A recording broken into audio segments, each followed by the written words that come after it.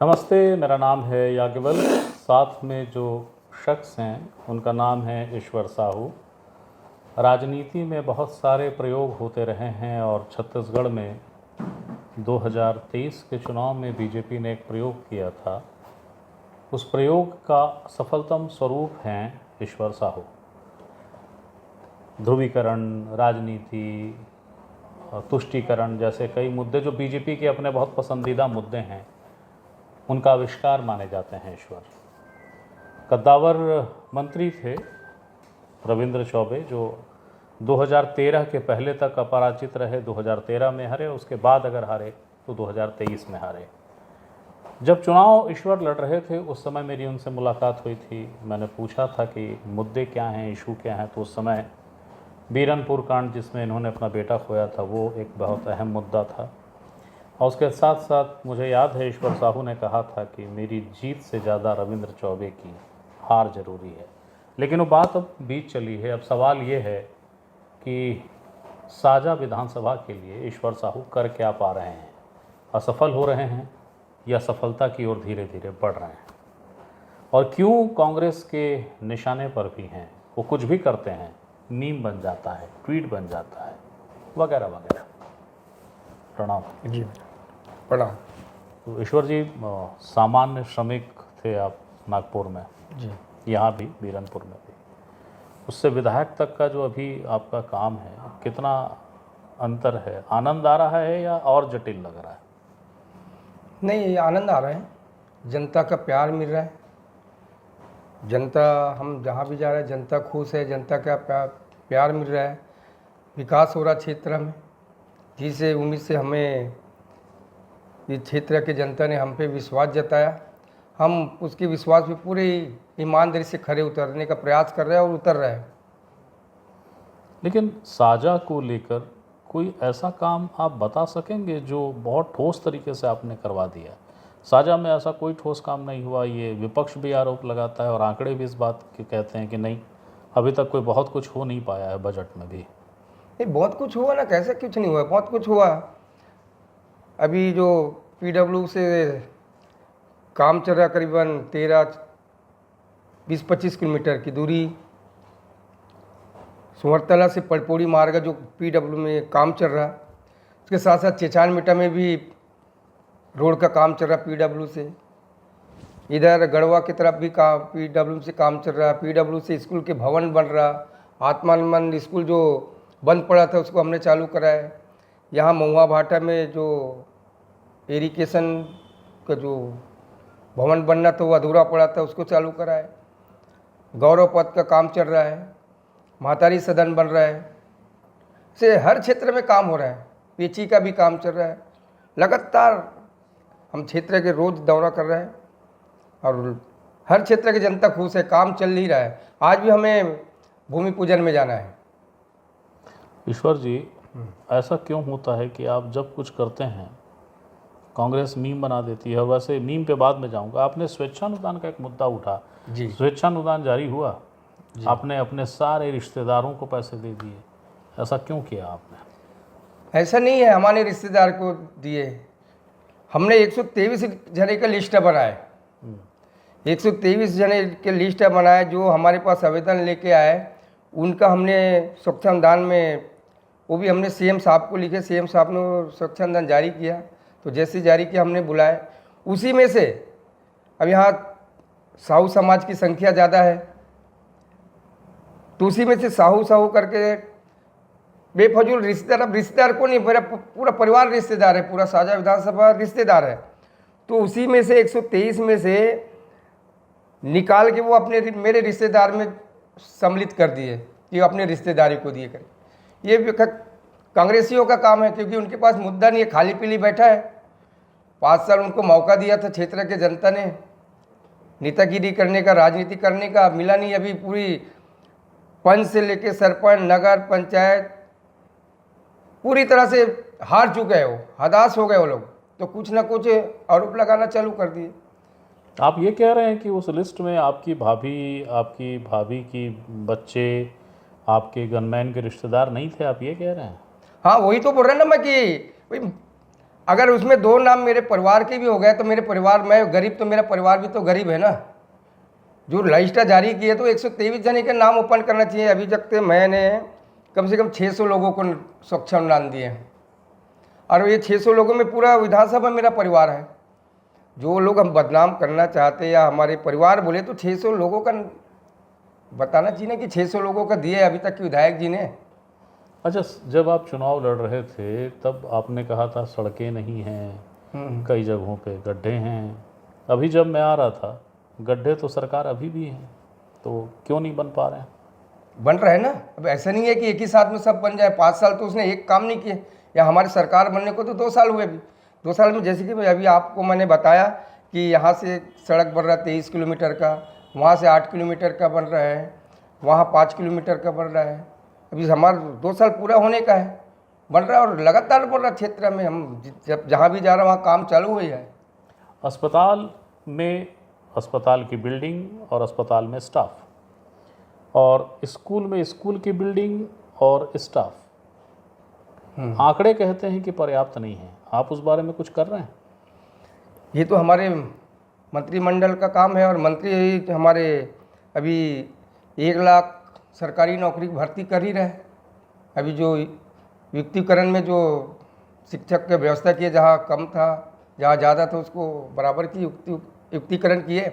अभी नया सिरे से शिक्षक की भर्ती, पुलिस की भर्ती, अधिकारी की भर्ती, हर विभाग की भर्ती करना है, और हमारी सरकार इसके लिए लगातार प्रयास में है। बहुत जल्दी आपने साझा विधानसभा के लिए कोई मांग की है कि ये रिक्तियां हैं, इसको भर दो, हमें शिक्षक दे दो, ये स्कूल बिल्डिंग नहीं है, बिल्डिंग दो, ये अस्पताल में ये स्टाफ नहीं है, स्टाफ दो, ऐसी कोई मांग की है? हाँ किए ना, किए हैं। हाँ किए हैं, और ज़रूरत के हिसाब से भेजा है, भेज भी रहा है।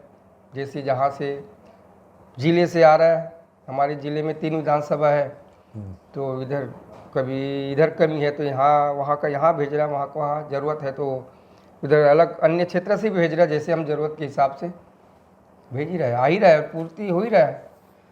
अच्छा, जो बीरनपुर कांड हुआ जिसमें आपने अपने बच्चे को खोया, उस एक मुद्दे को अगर मैं छोड़ दूं, क्योंकि विधानसभा में मैं भी था उस दिन जिस दिन ये बात आई थी सीबीआई जांच की, कुछ आपको पता है वो सीबीआई जांच कहाँ तक पहुँची? हाँ, सीबीआई जांच अंतिम चरण पे है, अंतिम निर्णय लेना बाकी है। बहुत कुछ जांच की प्रक्रिया पूरी हो चुकी है, जहाँ तक के अंतिम फैसले बाकी है। लेकिन कोर्ट में कोई चार्जशीट तो पेश हुई नहीं है सीबीआई की तरफ से, अलग से कोई अभ्यावेदन भी नहीं आया। सीबीआई कोर्ट रायपुर में ऐसा कुछ हुआ नहीं है अभी। तो क्या कभी सीबीआई वाले आपसे बातचीत करने आए थे, कुछ पूछे थे, कुछ जांच पड़ताल किए हैं? हाँ, जिस टाइम में सीबीआई जांच का आदेश हुआ था ना, उस टाइम पूछने आए थे। उसके बाद नहीं आया? उसके बाद में नहीं आया। अभी क्या साजा में या बीरनपुर में जो स्थितियां उस समय थीं, अब वो स्थितियां नियंत्रित हैं, या अभी भी आपको लगता है कि नहीं, लोग परेशान करते ही हैं? नहीं, बिल्कुल बंद हो गया। अभी जो गुंडागर्दी था उनका, कांग्रेसियों की, सब बंद हो गया। अभी बीरनपुर की बात नहीं, पूरे क्षेत्र की बात करो तो क्षेत्र में भी जो आए दिन झगड़ा, लड़ाई, मारपीट होता था, ये सब बंद हो गया। अभी हमारे क्षेत्र में विधायक बदलने से या तो हमारी सरकार बदलने से, जो कांग्रेस शासन में जो हो रहा था, लगातार आए दिन मारपीट। आप जाके पूछो थाने में कि पहले की तुलना 5 साल पहले और अभी जो सरकार बनी जब से कितने केसेस आए? बहुत कम केसेस आए। आपको ऐसा लगता है क्या कि बीरनपुर के बाद जिस तरीके से बीजेपी ने आपको टिकट दी, फिर आप जीते, तो बीजेपी ने आपको एक रोल मॉडल के रूप में इस्तेमाल किया हुआ है कि तुष्टीकरण के खिलाफ जो बीजेपी का अभियान है, ईश्वर साहू उसका चेहरा, एंटी मुस्लिम मूवमेंट जो है ईश्वर साहू उसका चेहरा, आप ऐसा मानते हैं? नहीं, ऐसा नहीं मानते। हम यही मानते हैं बीजेपी पार्टी सबका साथ, सबका विकास, सबका प्रयास, सबका विश्वास के मूल मंत्र के साथ सभी का साथ लेके चलते हैं, और हमारे दुख की घड़ी में आए। ऐसे नहीं है आज वो कांग्रेस में देख रहे हो कि वो परिवारवाद चला रहा है, ऐसा नहीं है। बीजेपी पार्टी में कोई भी विधायक मंत्री बन सकता है। आप हमारे देश के यशस्वी प्रधानमंत्री जी को देख लिए, एक चाय बेचने वाला आज हमारे देश के नेतृत्व कर रहा है। उसी प्रकार कोई भी बन सकता है इसमें भारतीय जनता पार्टी में। उसी तरह हमारे भारतीय जनता पार्टी की जो हम गरीब मजदूर के बेटे को इस योग्य समझा, मेरे दुख के घड़ी में मेरे गांव में आया, मेरा आंसू पोंछने का काम किया और इतने बड़े मेरे पे भरोसा भी जताया, अपने भारतीय जनता पार्टी परिवार से जोड़ा, भरोसा जताया और मेरे को इतने बड़े विधानसभा की टिकट भी दिए। उसके मैं पार्टी को प्रणाम करता हूँ, आदरणीय माननीय हमारे प्रधानमंत्री जी को प्रणाम करता हूँ, पूरे भारतीय जनता पार्टी के एक कार्यकर्ता को प्रणाम करता हूँ जो इस गरीब मजदूर को इस योग्य समझा और यहाँ तक पहुँचाया। अच्छा ईश्वर जी, जिस समय आप चुनाव लड़ रहे थे उस समय लोग, आप नए थे, नया चेहरा था, ये कहा गया राजा के सामने रंक है, राजा के सामने मजदूर है, लोगों ने आपको समर्थन भी दिया, पर ये लोगों की ही प्रतिक्रिया है कि आप उस मानक मापदंड पे खरे नहीं उतर रहे हैं। क्यों ऐसा हो रहा है? लोगों की अपेक्षा आपसे ज़्यादा है या आप अपेक्षा के अनुरूप नहीं है? क्या मामला है? अब ये तो मैं नहीं कह सकता, लेकिन मैं अपने जो मेरे को जो दायित्व मिला है, जो मेरे पे विश्वास जताया है पार्टी और क्षेत्र के जनता ने, तो मैं तो अपने पूरी ईमानदारी से मैं अपने पूरा खरे उतरने का प्रयास कर रहा हूँ और मेहनत कर रहा हूँ।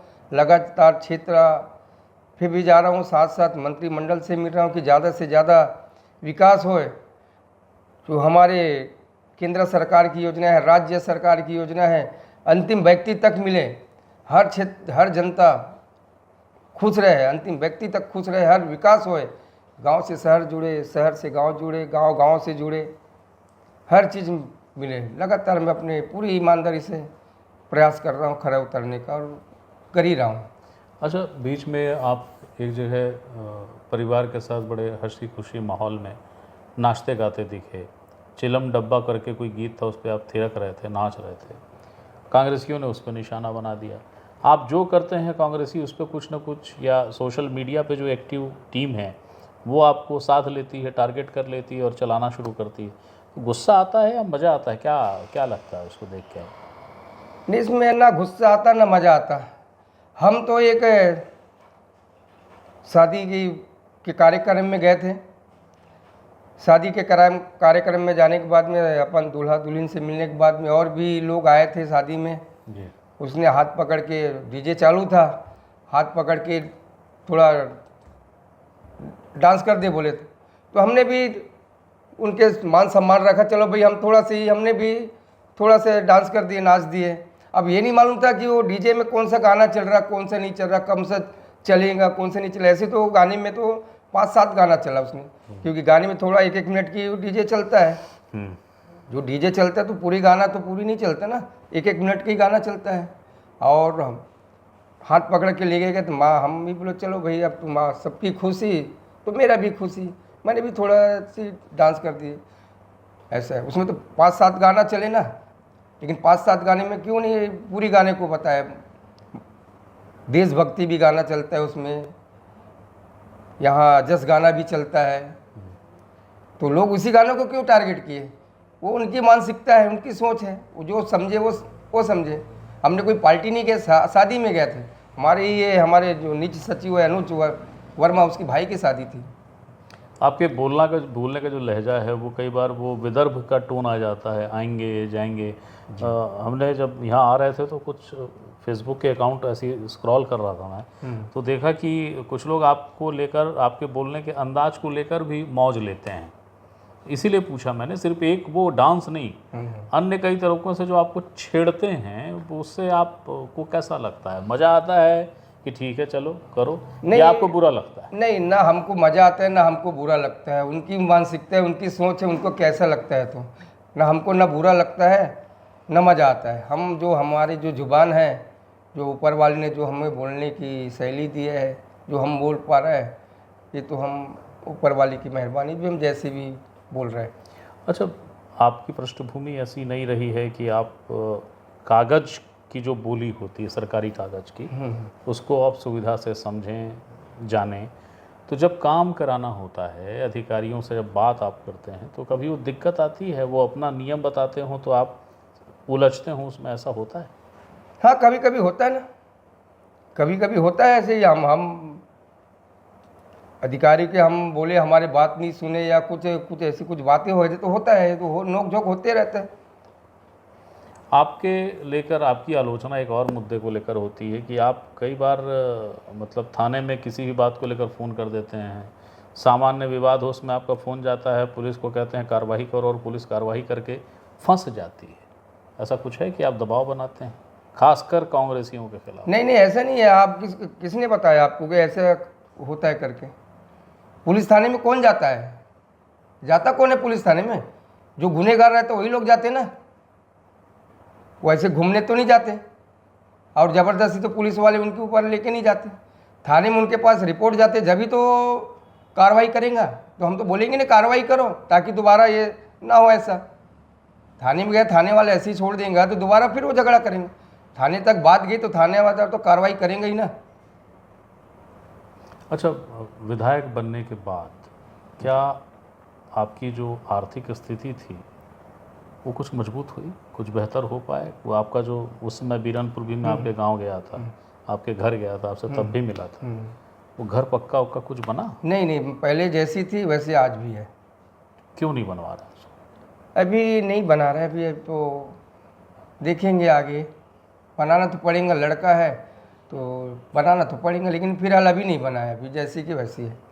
अच्छा ठीक है, आपको बीजेपी ने टिकट दी, आप चुनाव भी लड़े, आप जीत भी गए, अभी दायित्व भी संभाल रहे हैं जी। लेकिन क्या विधानसभा के भीतर कभी भूपेश बघेल आपसे मिले जिन्होंने आपके बच्चे को नौकरी और क्षतिपूर्ति, मुआवजा, सारी बातें कही थी? कभी उनसे आपने बात की कि भाई कैसे हो, क्या हालचाल, ऐसी कोई बातचीत? नहीं, ऐसी कुछ बात नहीं है। मिलने को तो बहुत हर सत्र में मिलते हैं, लेकिन ऐसी कुछ उस विषय में बात नहीं है। मिलने को तो राम राम जो भी नमस्कार राम राम तो होता है, लेकिन उस विषय में बात नहीं की है। रविंद्र चौबे जिनसे आप लगातार इस घटना के बाद से नाराज रहे, उनसे मुलाकात हुई आपकी? हाँ, बहुत बार हुई। क्या बातचीत होती है? ऐसा है, अभी हमने यहाँ भागवत कथा हो रहा था, वहाँ पे मुलाकात हुए, वहाँ भी बैठे, उसने भी सब हालचाल पूछा, हमने भी बोला ठीक है। उसके बाद में दूसरा बार और यहाँ पे एक दुर्घटना हो गया था धमदा में, वहाँ भी हुए, वहाँ भी सब हालचाल पूछा, हमने भी ठीक है, सब बढ़िया है। उसके बाद में अभी हमारे पूर्व गृह मंत्री ताम्रध्वज साहू के यहाँ जिसकी उसमें गए थे, वहाँ पे सभी से मुलाकात हुई। भूपेश बघेल थे, रविंद्र चौबे थे, अकबर था, छाबड़ा था, सभी बहुत जन मंत्री थे, सबसे भी मिले, सब अपना अपना हालचाल बस जैसे कैसे अपन मिलते ना, और सब ठीक है, ऐसे होते रहता है। कुछ वो पुरानी बातों को लेकर कोई सवाल जवाब नहीं, पुरानी बातों को लेकर कोई सवाल जवाब नहीं। आप अक्सर कर उस दिन विधानसभा में आपने किसी का जिक्र किया था कि पुलिस ने सारी कार्रवाई की लेकिन उस मुख्य षड्यंत्रकारी को नहीं पकड़ा, आपने उसको लेकर भी बातें कही थी, क्या हुआ उसका? हाँ, हमने तो कहा था, हमने बहुत बार घटना के टाइम भी बहुत बार बोले कि जो मेन है षड्यंत्र रचने वाला, उसको उसके नाम जोड़े ही नहीं गए, ना अभी तक के नाम नहीं जोड़े गए। तो अभी जैसा आपने बताया सीबीआई की जांच पूरी होने वाली है, तो उसमें भी क्या उस मुख्य षड्यंत्रकारी जिसको आप बार बार बोलते हैं उस तक सीबीआई तो पहुंची नहीं, कुछ हुआ तो नहीं है? संतुष्ट रहेंगे आप अगर कुछ नहीं होगा तो? अब देखो, ये जांच की विषय है, संतुष्ट तो नहीं रहेगा, क्योंकि ये बात तो हमको बहुत खलेगा कि जो मेन मास्टरमाइंड है उसका नाम नहीं जोड़े, ना अभी तक नहीं जोड़े, उस टाइम भी नहीं जोड़े, ना बाद में नहीं जोड़े। ये तो हमारे कुछ खलेगा, जो मेन मास्टरमाइंड है उसके नाम नहीं जुड़े करके।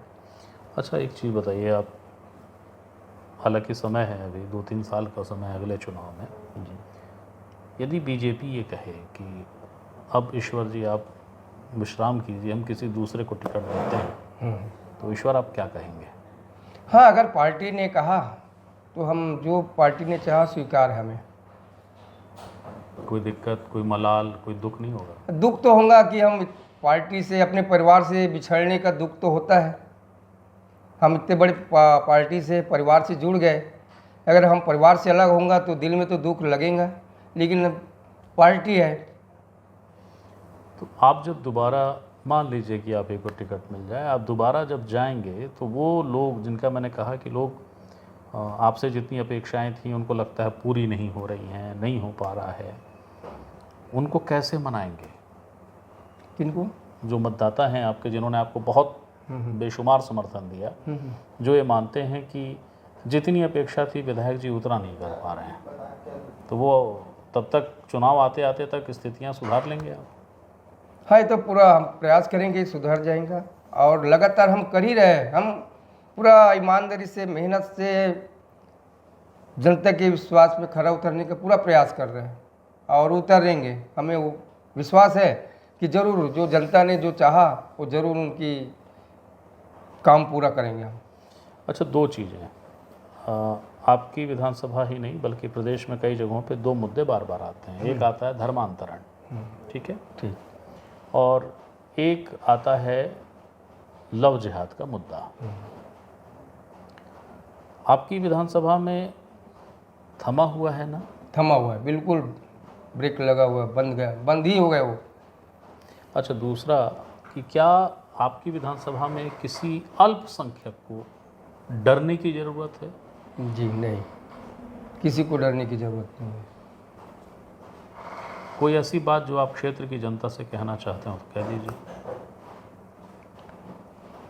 मैं क्षेत्र की जनता से यही कहना चाहूँगा, इस नवरात्रि के पावन पर्व में माता रानी आप सबका मनोकामना पूर्ण करे, आप सबके जीवन को स्वस्थ रखे, मस्त रखे, सुखी रखे।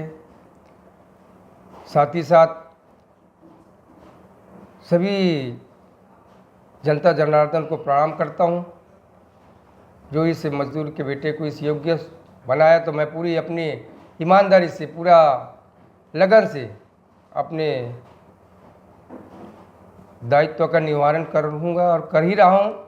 और मैं ज़्यादा से ज़्यादा यही चाहता हूँ कि मेरे क्षेत्र की जनता खुश रहे। मेरे क्षेत्र की जनता खुश तो मैं खुश, मेरे क्षेत्र की जनता नाराज़ तो मैं नाराज़। लेकिन मैं पूरा प्रयास करूँगा कि मैं हर जनता के चेहरे में खुशी लाना चाहता हूँ और इसके लिए पूरा तन और मन से पूरे प्रयास करूँगा। बहुत बहुत शुक्रिया ईश्वर जी, आपने समझ लिया। ये थे ईश्वर साहू। और जैसा कि आप समझ पा रहे होंगे, राजनीति में हैं मगर कभी कभी एक्सीडेंटल चीज़ें हो जाती हैं, तो ईश्वर साहू का राजनीति में आना एक दुर्घटना सा है।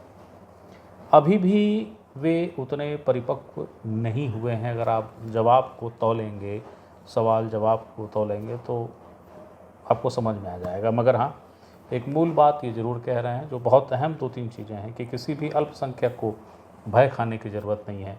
कोई बदले की राजनीति नहीं है, बदलाव की कोशिश कर रहे हैं।